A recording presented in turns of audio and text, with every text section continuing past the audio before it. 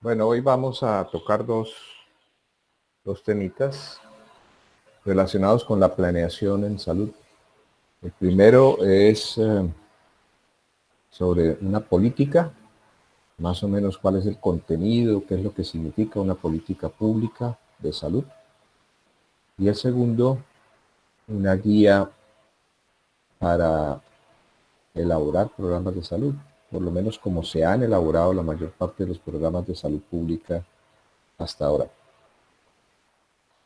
La semana entrante ya vamos a iniciar el tema de vigilancia en salud pública y entonces para eso ustedes deben bajar de la página del Instituto Nacional de Salud, www.ins.gov.co, los protocolos de vigilancia. Si ustedes quieren hacerlo, es decir, elegir el que mejor les parezca, son libres de hacerlo. Si tienen dificultad para eso, me avisan, entonces yo asigno los temas.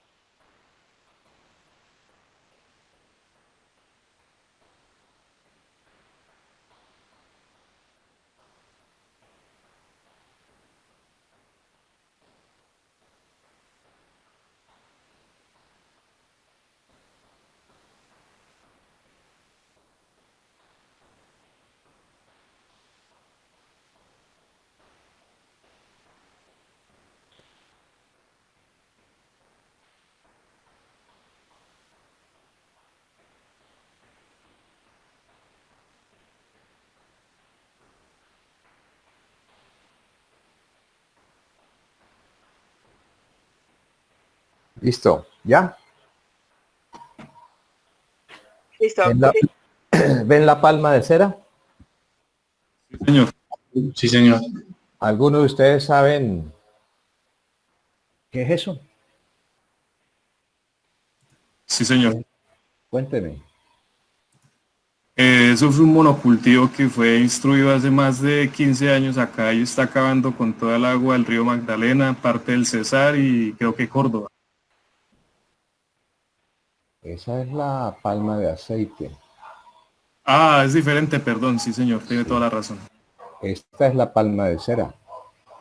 Profe, esa es la que se utiliza en Semana Santa para hacer los adornos religiosos, que bueno, no estoy bien seguro. Bueno, dicen que esta palma de cera es el árbol nacional de Colombia y es muy importante para algunas personas, lamentablemente no para todo el mundo, no para la mayoría. ¿Ustedes recuerdan por qué puede ser importante esa palma de cera? Estas específicamente son del Quindío.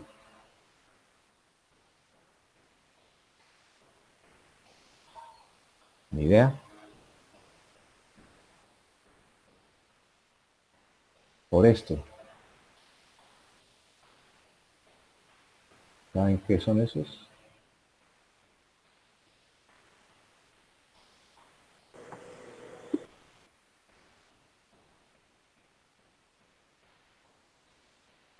Los loritos orejiamarillos. Qué creatividad para poner un nombre, ¿no? Pues miren, los loritos orejiamarillos solamente pueden vivir en esa palma. Y como ustedes ven ahora en esta fotografía, cuando se destruyen las palmas, ellos se quedan sin dónde vivir, se quedan sin hábitat. Y si se quedan sin hábitat, están condenados a la extinción. Pero ¿por qué hago yo esta introducción? Porque el fundamento inicial de una política pública implica que la cuestión, el asunto, el tema, resulte de interés general para todo el mundo. Porque si no es así, nunca será importante y nunca se podrá desarrollar una política pública. Y eso pasa mucho con varios temas, pero especialmente con el tema de la salud y en particular de la salud pública. Yo les voy a mostrar ahora una experiencia que tuvimos en Norte de Santander a comienzos del siglo XXI, tratando de convencer a los políticos y a la comunidad en general de la importancia de desarrollar una política pública frente al cáncer de estómago. Ese va a ser el centro de esta conversación. Y más tarde o en la noche o mañana, si Camila me acuerda, les mando la publicación que finalmente resultó de eso. Está en la revista colombiana de gastroenterología.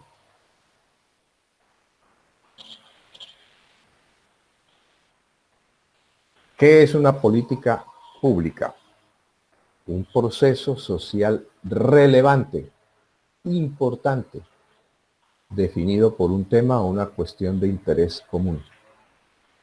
Sus ejecutantes son actores sociales, estatales o civiles. Implican una toma de posición frente al problema. Entonces, el ciclo de vida de una política pública incluye por lo menos dos etapas. La problematización, es decir, señalar las razones por las cuales el tema es un problema y, por lo tanto, necesita la segunda fase, que es una solución. Una política pública incluye decisiones de una o más organizaciones del Estado. Pueden ser simultáneas o pueden ser sucesivas a lo largo del tiempo. Y constituyen una forma de intervención del Estado frente a la cuestión, hacia el tema. El orden de la planificación es entonces primero definir la política, que es el macro, el grueso, lo grande. Después diseñar planes, programas y proyectos.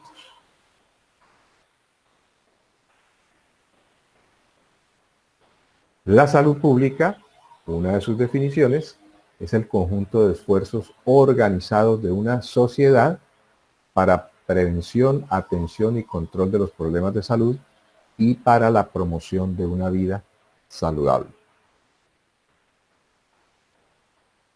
La salud pública es una función del Estado que involucra a los gobiernos y a la sociedad civil. Y ojo con esto, porque aquí fue donde de alguna manera pecamos. Porque resulta que para que una política pública sea duradera en el tiempo, tiene que ir más allá que el gobierno de turno. Tiene que ir en función del Estado propiamente dicho. Y desde luego de la sociedad civil, que es la que lo crea. La responsabilidad social es atender a la salud desde la perspectiva del interés colectivo, es decir, como un bien público. Este es un modelo conceptual de un sistema de información en salud que arranca con la política, la definición de prioridades estratégicas y los compromisos. ¿Frente a qué? Frente a una situación sanitaria, un problema, y a la cual hay que hacerle supervisión, seguimiento y evaluación, y tiene que ejecutarse a través de planes, programas y normas técnicas.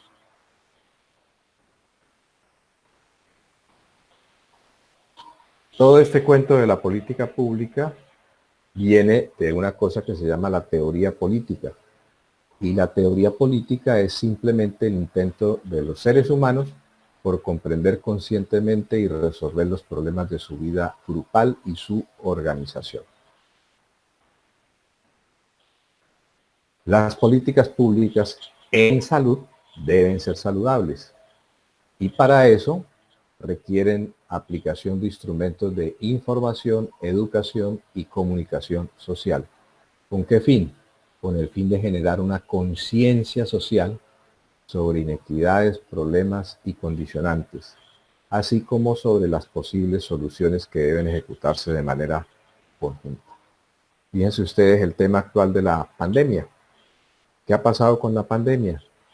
Se ha generado conciencia social y se han planteado soluciones. La diferencia del manejo de esta pandemia con una política pública frente a otro tipo de enfermedad es que esta vez el tema ha sido completamente impuesto y ha sido tan grave a nivel internacional y a nivel nacional que prácticamente nadie ha puesto suficiente oposición. Es decir, al final todo el mundo se puso de acuerdo en acatar las disposiciones del gobierno nacional y los gobiernos locales. Ejemplos de políticas públicas saludables. En Finlandia, un proyecto Nordkarelia para disminuir la incidencia de la enfermedad coronaria. Arrancó como proyecto y después se extendió como una política a nivel nacional. En Bogotá, la reducción de la violencia y las quemaduras por pólvora. No sé si ustedes recuerdan también la hora zanahoria de Antanas Mockus, que consistió en que al revisar las estadísticas de mortalidad por arma de fuego, en Bogotá se dieron cuenta que se correlacionaban directamente con el consumo de alcohol hasta las 2 de la mañana. Entonces Antanas Mockus lo que hizo fue cerrar los bares, cerrar las discotecas a la 1 de la mañana, después lo hizo un poco antes hasta las 12 de la noche, y de esa manera disminuyó las tasas de mortalidad. ¿Cuál fue el problema? La indisciplina de los colombianos. Entonces la gente de Bogotá empezó a irse a Fontibón, a La Calera, a Soacha, a todos esos municipios que están dentro ya casi de la ciudad, pero que forman parte de una municipalidad diferente. Y lo mismo pasó aquí en Cúcuta. Cuando eso se trajo a Cúcuta, entonces la gente empezó a irse a los bares de los patios, a los bares de Villa Rosario, al Zulia, etcétera, como que dice a mamarle gallo a la política. Y finalmente, la presión de los comercios hizo que eso entrara prácticamente en desuso. La nueva reacción frente al tema ha sido, más recientemente, el castigo del consumo de alcohol cuando se está manejando, cuando se está conduciendo. Ustedes ya seguramente eso lo conocen mucho mejor. El uso obligatorio del casco para motociclistas en Cali, ya nació esa política. Sin embargo, ustedes ven con mucha frecuencia la gente que anda con el casco en el codo o a un lado, pero nunca en la cabeza como debe ser, o en la cabeza pero medio levantado, que por el calor, que por el celular, en fin. Otra política importante, la restricción del cigarrillo en los vuelos cortos. Eso sí se cumple a cabalidad. Esta es la forma de organización de la causalidad de las enfermedades crónicas. Entonces, aquí está lo general, lo particular, lo singular, los procesos causales.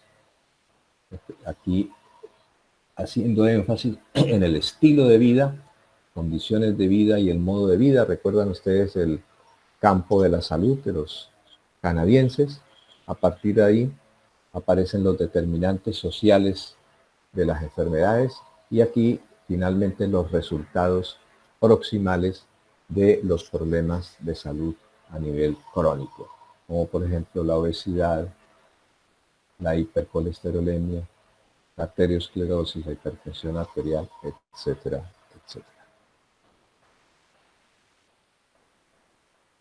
Entonces, ya metiéndonos al tema del cáncer gástrico y tratando de convencer a la gente de su importancia, entonces formulamos las siguientes frases.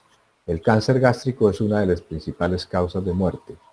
Es un cáncer de alta letalidad, evolución insidiosa, poco clara, muchas veces da sintomatología ya al final de su historia natural.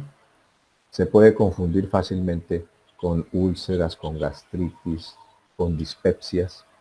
Por lo tanto, hay dificultades en su diagnóstico y el no realizar un diagnóstico y tratamiento quirúrgico precoz, eso conlleva a un mal pronóstico. Ahora vamos a ver algunos detalles con cifras sobre ese fenómeno. En algunas zonas de alta mortalidad se hacen programas de tamizaje. Los más importantes, los primeros que se conocieron fueron los de los japoneses, que tenían una tasa altísima de mortalidad por cáncer de estómago, y ellos desarrollaron toda la tecnología de la endoscopia. En el más cerca de nosotros, problemas de alta mortalidad de cáncer gástrico, Costa Rica, Chile y el estado Táchira aquí en Venezuela, con un programa muy importante a nivel mundial que es el ATACA, Asociación Tachirense contra el Cáncer, que fue financiado parcialmente en su comienzo por el gobierno del Japón. Y en Colombia, una zona de alta mortalidad es Cali, es una de las primeras ciudades y de las pocas que cuenta con un registro poblacional de cáncer. Nosotros queríamos hacer eso aquí, pero no pudimos. ¿Y por qué? Porque teniendo el Táchira como la principal región con casos de muerte de cáncer de estómago, nosotros no somos muy diferentes, estamos simplemente separados por un río.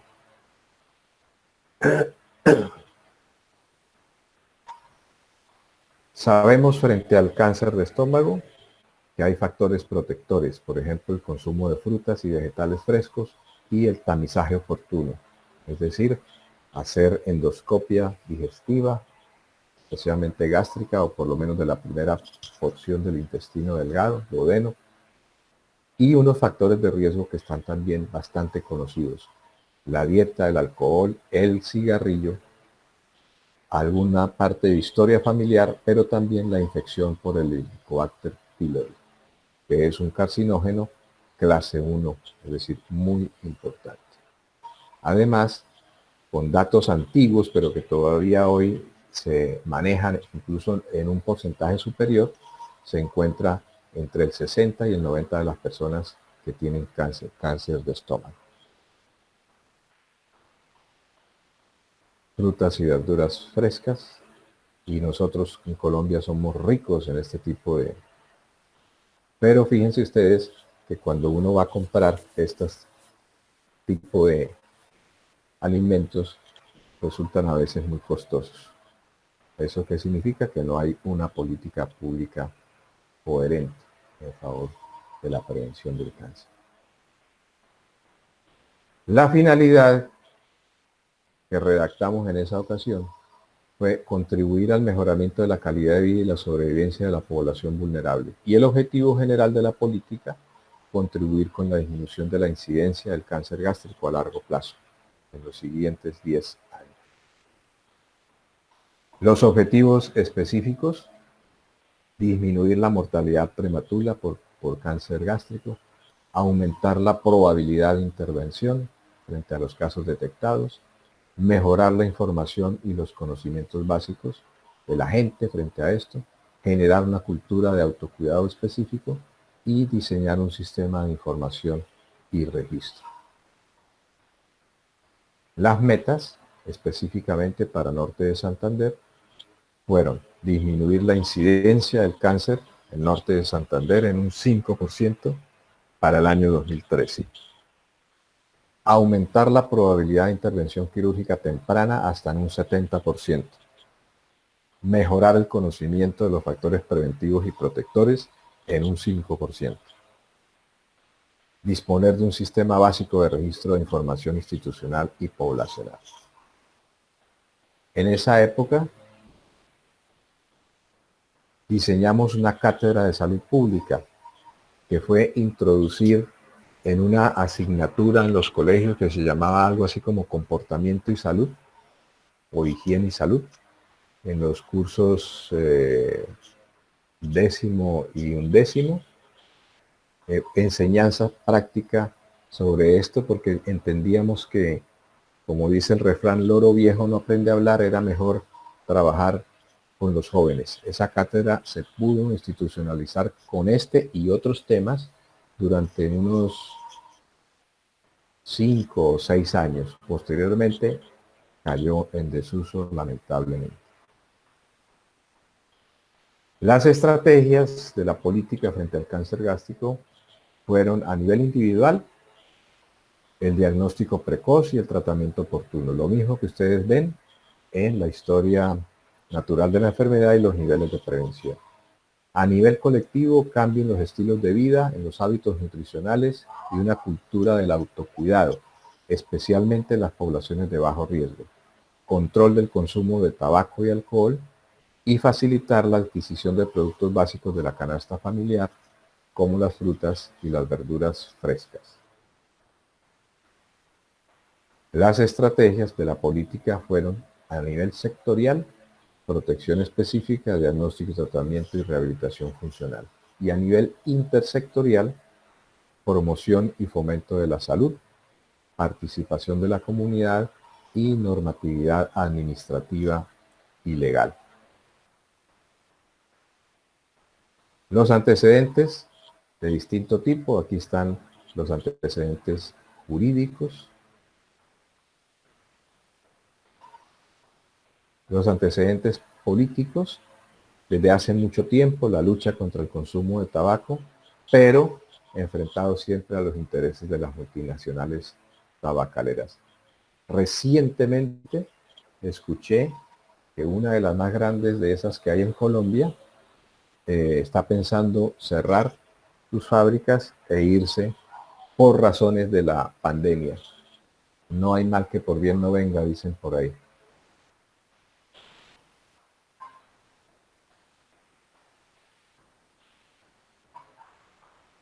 Antecedentes técnicos, epidemiología.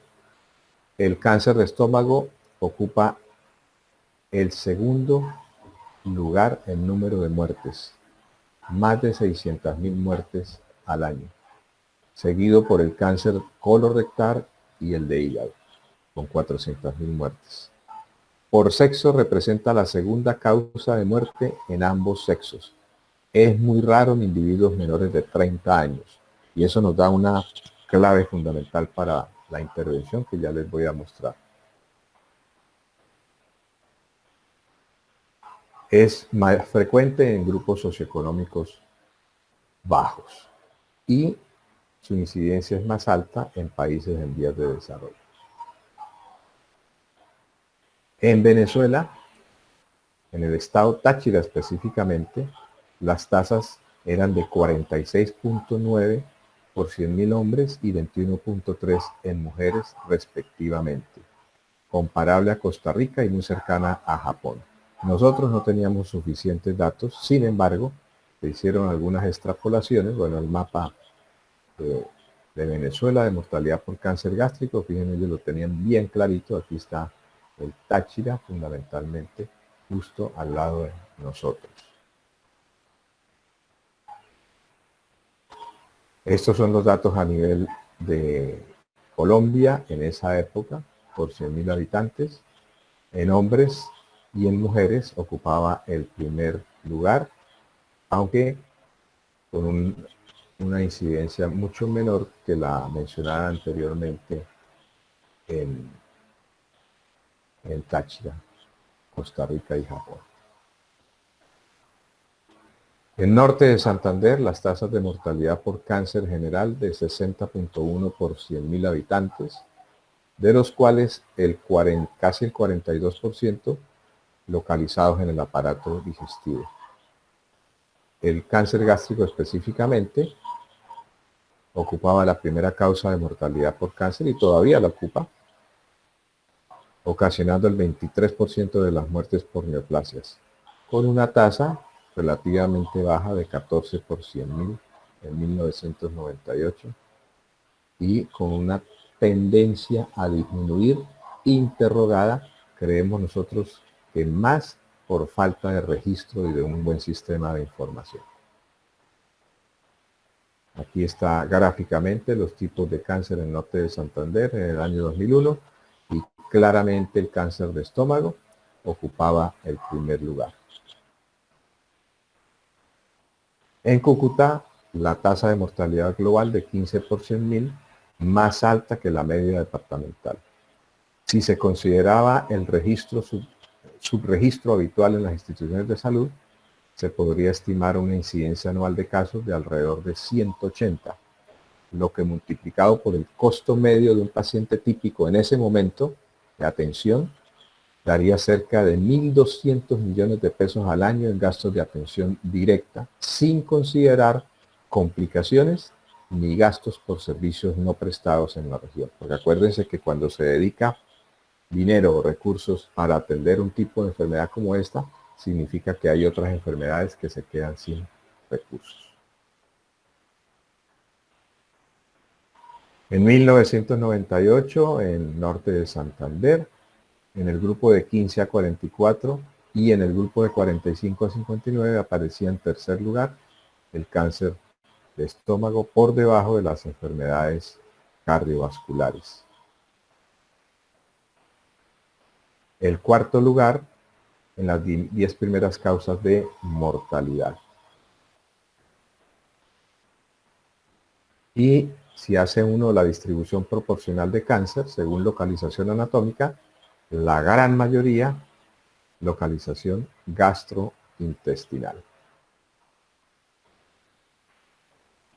Si es por consulta externa, la gastritis, entre comillas, aparece dentro de las 9 primeras causas de consulta. ¿Cuántas de esas gastritis serían estadios iniciales de cáncer? En una serie de casos hecha por el doctor Juan Suso en el Hospital Erasmo Menor de Cúcuta en 1988, encontraron 88 casos, de los cuales el 100% estaban en etapa avanzada y al 32% se les pudo hacer gastrectomía, El resto prácticamente hubo que abrir y cerrar porque ya no había ninguna posibilidad de actuación.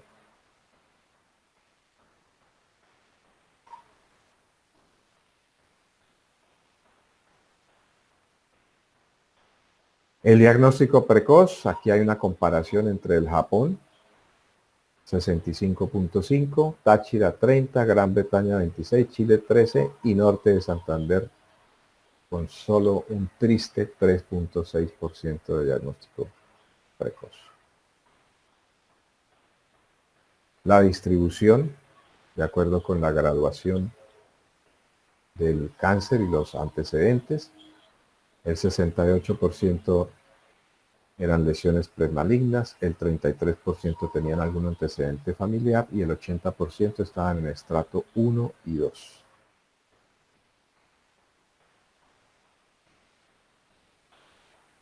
Hallazgos de enfermedad inoperable en esa década del 91 al 2000. Fíjense ustedes, 45% tumoración epigástrica, 27.2 hígado metastásico, etcétera, etcétera. Las razones por las cuales ya el cáncer era inoperable. En conclusión, en esa década el cáncer avanzado era del 96%, los pacientes estaban severamente comprometidos, por lo tanto había una alta mortalidad hospitalaria y la sobrevida a 5 años era menor del 10%. Más datos para tratar de destacar la importancia del problema y algunos factores de riesgo para enfermedades crónicas en general, algunas de las cuales se relacionan con el cáncer de estómago.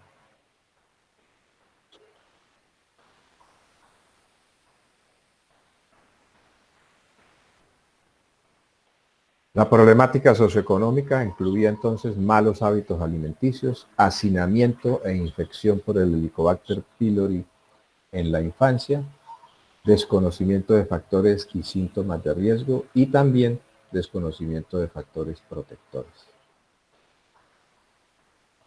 Una canasta saludable debería incluir mucho verde, muchos vegetales y frutas frescos.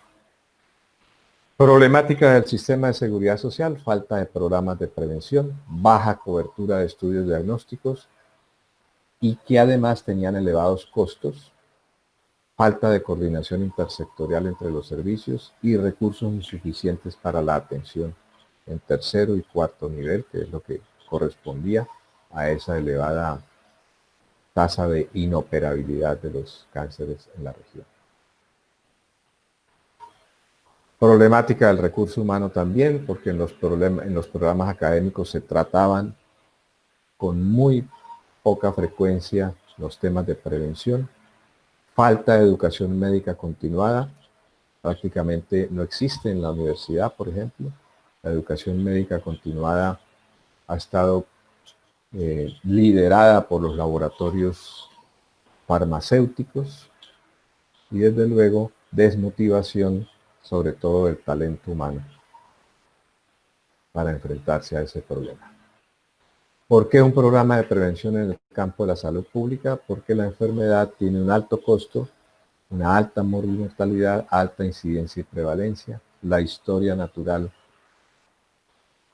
pendiente al deterioro, la biología humana que facilita la aparición y propagación de la enfermedad, la falta de diagnóstico precoz, pero que podría ser una opción si se lograra conseguir los equipos y el recurso humano para enfrentarse a eso.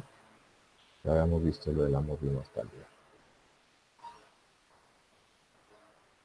Entonces no quedaba ninguna duda sobre la prioridad que representaba iniciar acciones de detección precoz en las zonas de alta incidencia.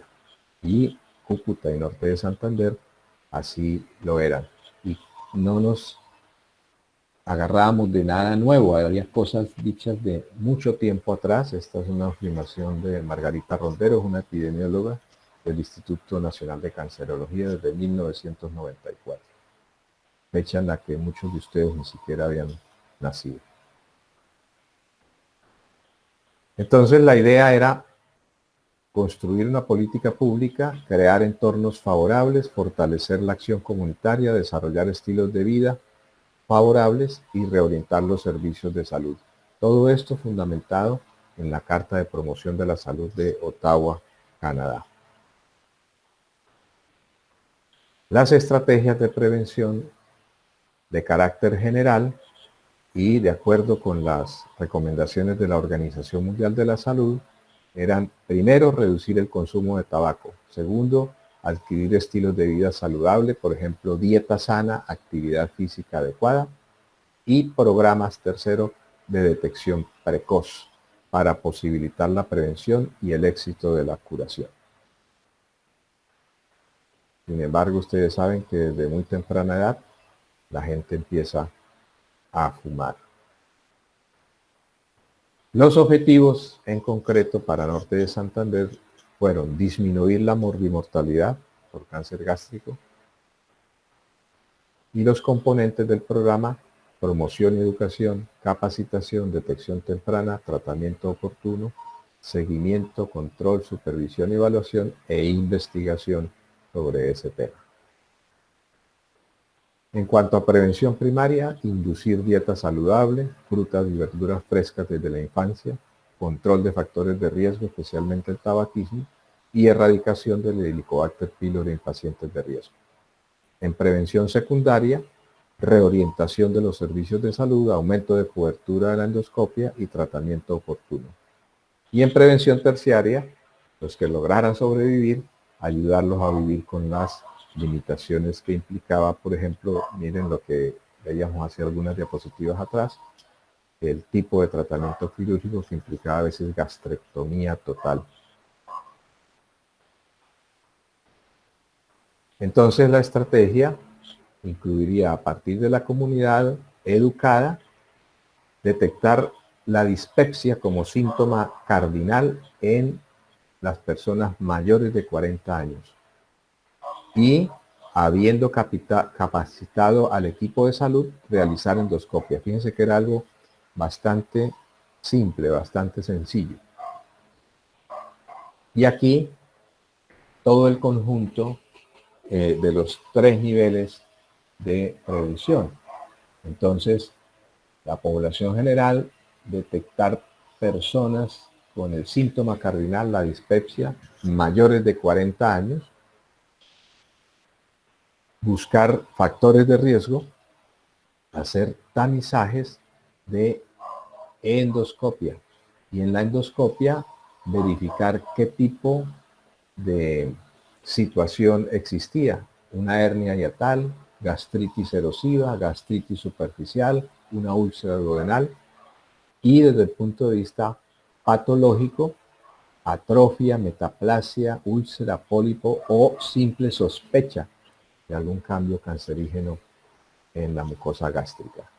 Y con encontrado cualquiera de estos cambios, entonces una biopsia dirigida para ver o clasificar el estatus mucosal: atrofia, metaplasia, en cuyo caso habría que hacer seguimiento; displasia, cualquiera de estas 3, seguimiento con endoscopia cada año o cada 2 años, y en caso de encontrar el cáncer, entonces clasificarlo, el estadiaje, y de acuerdo con eso remitir a la IPS para cirugía e intentar ofrecer mejor calidad de vida para la población. Se diseñaron las guías de atención primaria, esto se publicó, y se intentó desarrollar, de hecho, logramos desarrollar en lo que en esa época se conocía como el Centro de Rehabilitación de Norte de Santander. Se consiguieron algunos recursos, se consiguieron equipos traídos del Japón, principalmente con última tecnología, y con unos 3 médicos endoscopistas que eran Quijotes, que le dedicaban tiempo a eso por fuera de su horario de trabajo, por fuera de su consulta particular, se venían a regalar ahí tiempo para hacer los diagnósticos, para tratar de establecer unas líneas de investigación. En primer lugar, el comportamiento epidemiológico.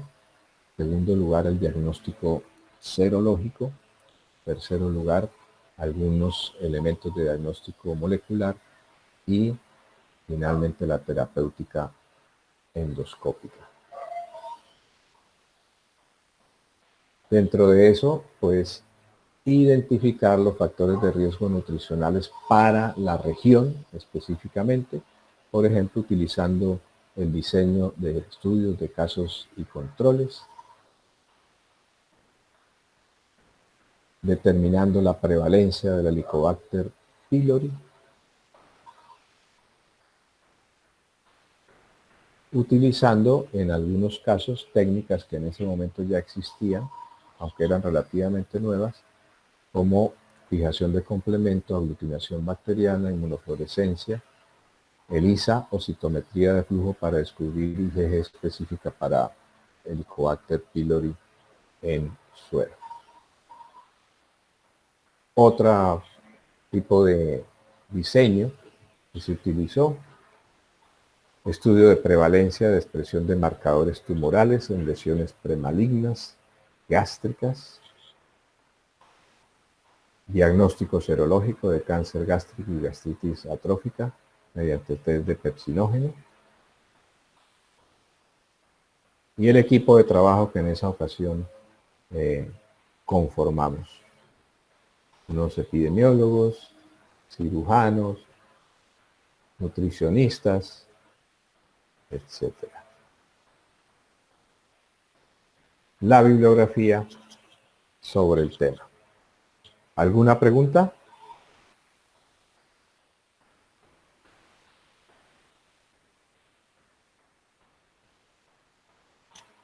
¿Se durmieron? No, pues, Ok, entonces Camila me acuerda para mandarle después la publicación. Siempre es bueno que ustedes tengan a la mano ese tipo de, al menos de historia.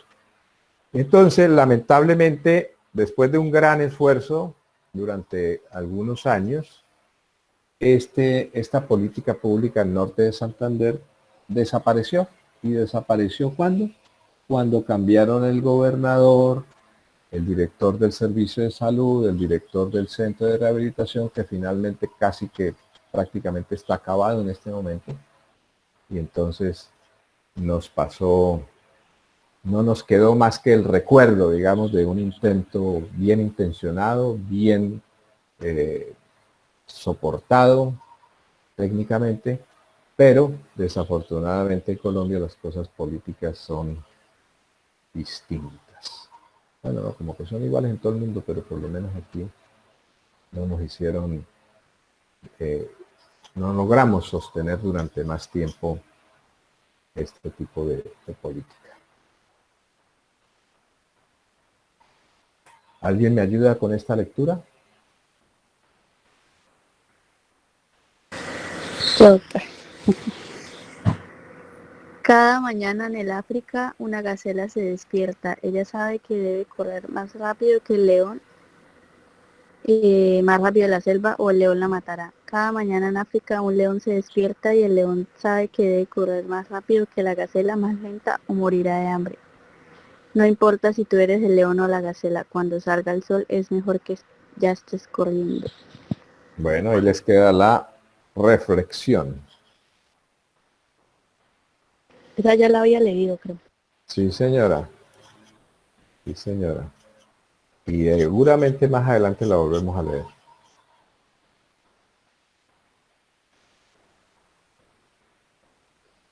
Bueno, entonces tratemos de salvar la palma de cera y los loritos orejiamarillos también.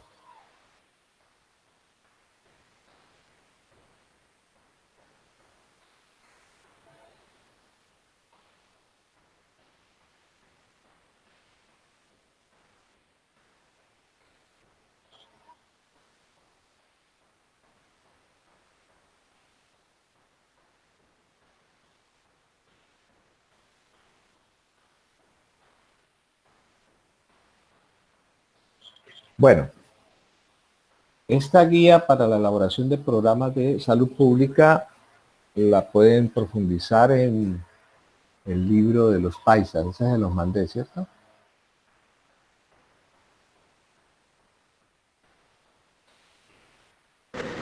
¿Sí? Ese sí es interrogativo. Sí. ¿Seguro? Me parece que yo mandé eso. El de Fundamentos de Salud Pública de los paisas. ¿Ah? Sí, lo mandó. ¿Sí lo mandé? Ah, bueno. Entonces, cualquier cosa, ahí se puede ampliar y se puede profundizar un poco esta guía. Entonces, vimos ahorita el ejemplo de política. El segundo paso sería, por ejemplo, el Plan Nacional de Salud Pública. Entonces, ese se los dejo ya de tarea para que lo busquen y lo comentemos la próxima clase antes de los protocolos de vigilancia. ¿Ok? Y ahora vamos a mirar los programas de salud pública y cómo se justifican y cómo se construyen. Aquí está otra vez otra forma de definición de la salud pública.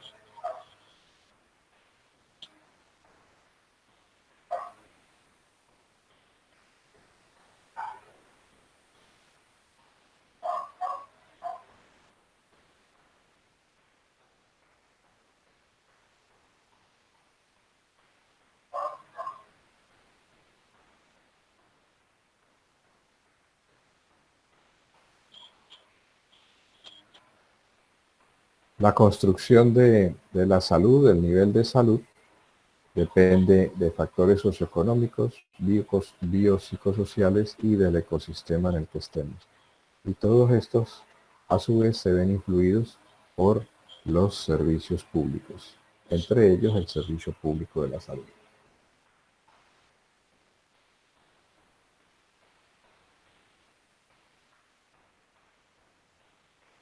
Los programas de salud pública surgen entonces para intervenir problemas colectivos y pretenden organizar los recursos disponibles para intervenir los problemas colectivos, focalizando las intervenciones, haciéndolas más efectivas y eficientes y valorando sus repercusiones, o sea, su impacto, su efecto. Por lo tanto, para crear un programa de salud pública se exige conocimiento de la problemática, conocimiento de las posibilidades de intervenir eficazmente, conocimiento para garantizar buenas coberturas y analizar la relación costo-beneficio de cada intervención. Y especialmente para realizar los procesos de supervisión, capacitación, evaluación y control de los niveles. Entonces, fíjense ustedes que viene a ser la misma lógica de la política, solo que más en concreto. Criterios para definir un programa. Para definir un programa necesitamos por lo menos 4 criterios. El primero, la frecuencia. ¿Cómo medimos la frecuencia del problema? Ustedes ya saben, tasas de incidencia y prevalencia de la enfermedad, incidencia y prevalencia de los factores de riesgo, de sus complicaciones o de su mortalidad. Entonces aquí, por ejemplo, tasas de letalidad y tasas de mortalidad.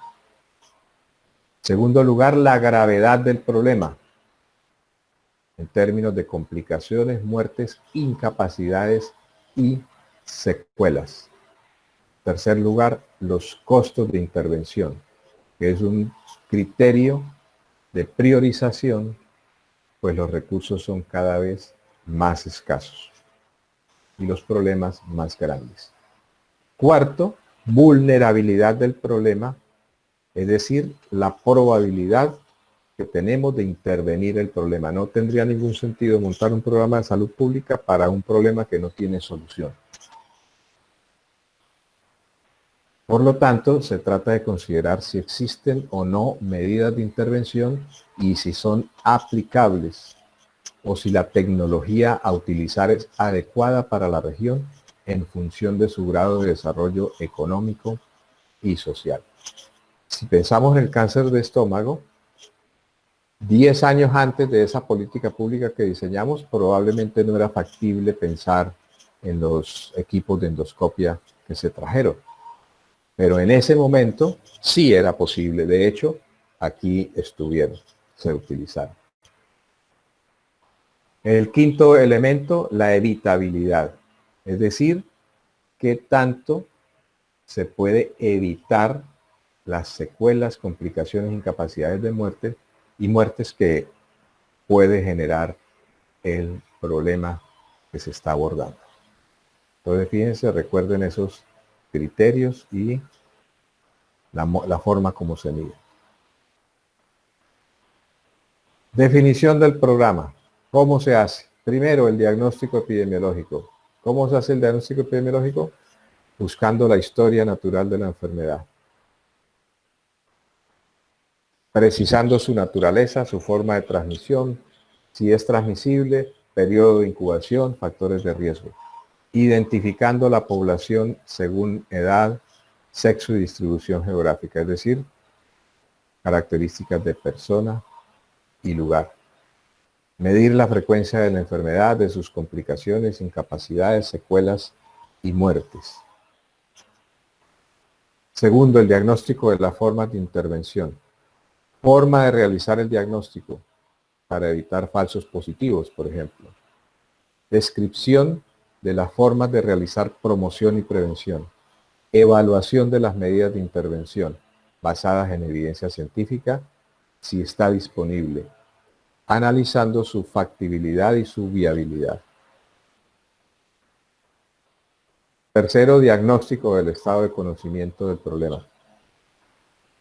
Se refiere a los esquemas terapéuticos preventivos y diagnósticos disponibles, ventajas, limitaciones y coberturas de las diferentes intervenciones, valoración y flujo de los casos entre los diferentes niveles de atención y complejidad requeridos por el programa. Entonces recuerden el esquemita de la política pública frente al cáncer de estómago, los niveles de prevención 1, 2, 3.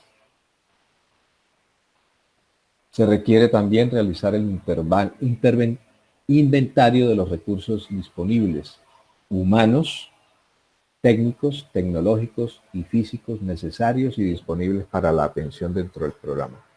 Recuerden ustedes, por ejemplo, ahora con la pandemia, que se buscaba aplanar la curva. Aplanar la curva de alguna manera significaba retardar el pico de infectados. ¿Por qué razón? Porque Colombia no tenía, y todavía no los tiene completos, pero tiene más ahora, los recursos humanos y técnicos, tecnológicos y físicos necesarios. Eso era lo que se buscaba con el famoso aplanamiento de la curva. Cuarto, organización de los programas. Los programas se organizan teniendo en cuenta una serie de normas técnico-administrativas que generalmente resultan expresadas a través de decretos, resoluciones, circulares, así como ustedes han visto que salen todas las acciones frente a la pandemia por la COVID-19. Fíjense que muchas veces hay que cambiar esos decretos de un día para otro, de un fin de semana para otro, de un mes para otro. Nada más recuerden el tema del toque de queda, por ejemplo, el pico y cédula, el pico y placa, todo ese tipo de cosas son normas técnico-administrativas. Definición de recursos y dotación de las unidades de salud. Recuerden cómo se ha trabajado el tema de las UCIs, las carpas que se han instalado, por ejemplo, en el Hospital Erasmus Meos, con equipos que han llegado que no se tenían, no había la disposición en la región. Definición del subsistema de información. Información epidemiológica. Por ejemplo, si ustedes cogen las fichas epidemiológicas, eso lo vamos a ver en detalle a partir de la semana entrante, cuando ustedes empiecen a mostrarnos los protocolos de vigilancia de salud pública del instituto. La información administrativa, que también ustedes van a ver en esos protocolos de manera bien detallada. Y desde luego un sistema de evaluación con base en indicadores. ¿Indicadores como cuáles? Los que vimos hace algunos días: estructura, proceso, resultados e impacto. Entonces, recuerdan, en estructura, disponibilidad y accesibilidad; en proceso, actividades, calidad, cobertura; en resultados, eficacia, eficiencia; en impacto, efectividad, es decir, cambio en el perfil epidemiológico. Limitaciones de los programas. Si no existen buenas coberturas, probablemente el impacto no va a ser medible. Otra limitación: la diversidad de fuentes de recursos financieros del sistema de seguridad social y la dificultad para hacer llegar los recursos a nivel periférico. Ustedes oyen todos los días las quejas de las IPS y de las EPS por el flujo de los recursos para el sistema.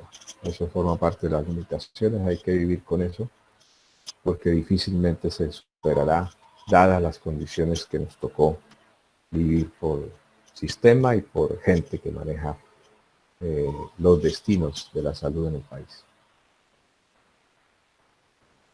Educación continua para mantener actualizado al personal de los distintos programas. Hay que hacer eventos anuales de seguimiento y actualización en todas las áreas: promoción, prevención, diagnóstico, tratamiento y rehabilitación. Y revisar frecuentemente la forma y el flujo del sistema de información. Los programas de salud pública más conocidos universalmente, algunos de ustedes seguramente los han oído mencionar cuando vieron PIP, por ejemplo: Programa de Control Prenatal, PAI, Programa de Inmunizaciones, Control de la Tuberculosis, el Programa de Control de la Lepra, de la enfermedad diarreica aguda, de las infecciones respiratorias agudas, de las enfermedades de transmisión sexual y SIDA, de planificación familiar, que ahora se han unido y se denomina SACER, Salud Sexual y Reproductiva, Programa de Control de la Malaria, Programa de Control de la Diabetes mellitus, Programa de Crecimiento y Desarrollo de los Niños.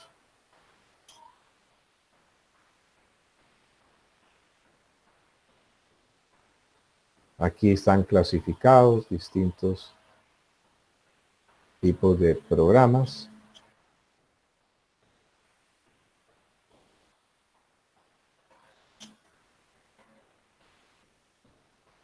Ejemplos de actividades que van dentro de cada programa,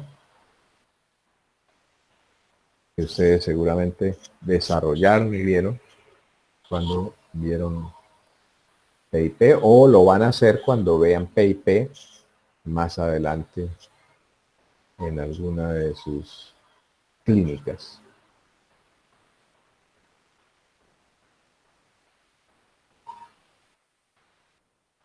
Entonces, fíjense, no hay muchos, pero abarcan problemas importantes. Faltaría aquí ahora, que va a quedar seguramente porque el COVID-19 no se va a ir, sino que nos va a acompañar por mucho tiempo.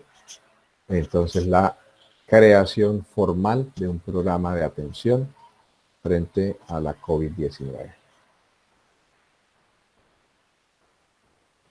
El medio ambiente también tiene sus programas, pero ya no son de tanta importancia para nosotros porque se los han entregado a otro tipo de sectores. Antiguamente los hospitales manejaban estos tipos de programas de control del medio ambiente.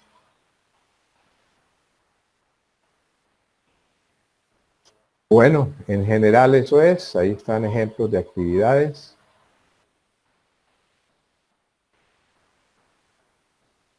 ¿Alguna pregunta?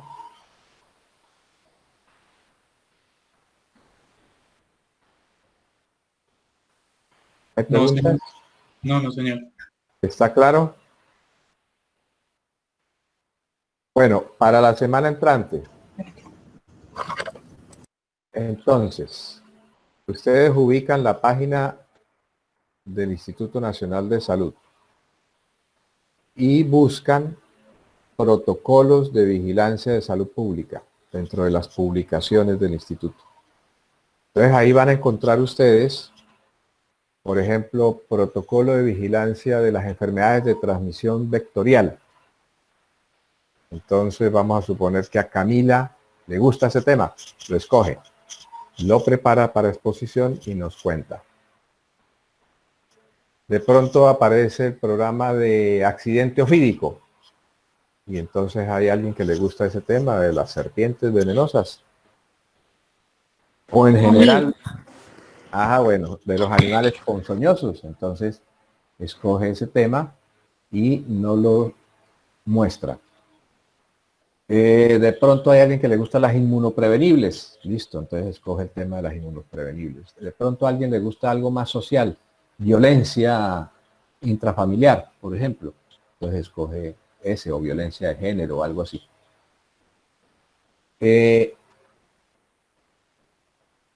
La idea es que cada uno elija uno y nos cuente aquí.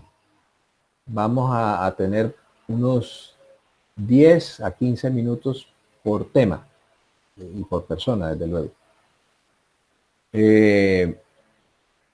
Y nos lo presente en el mismo orden en que están los protocolos, como su nombre lo indica, tienen un orden.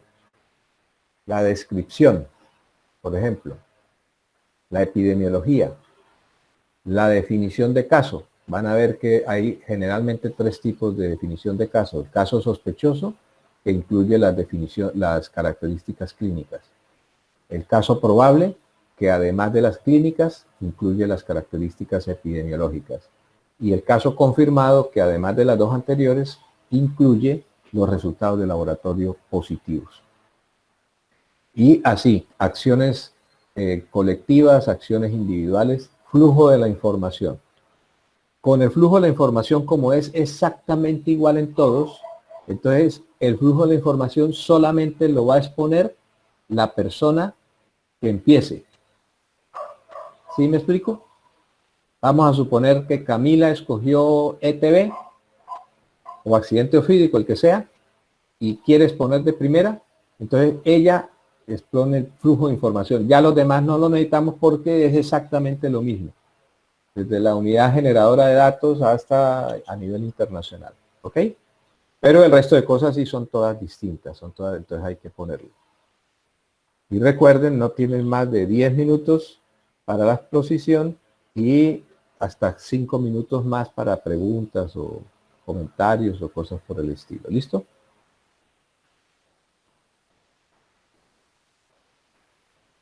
Sí, señor. Sí, señor.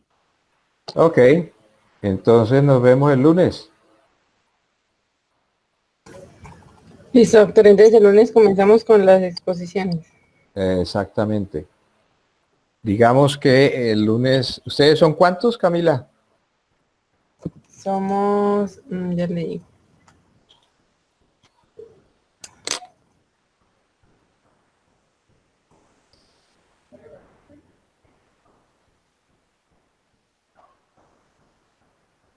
Mm,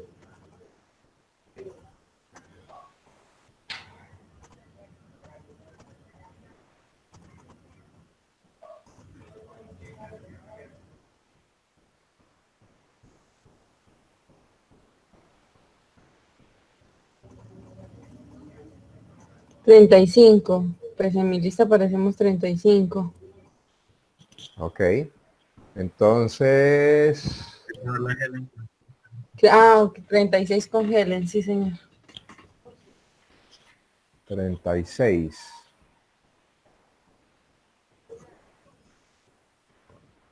Yo creo que entonces necesitamos ver como 7 temas, 7 eventos de vigilancia en cada reunión. Ok. Sí.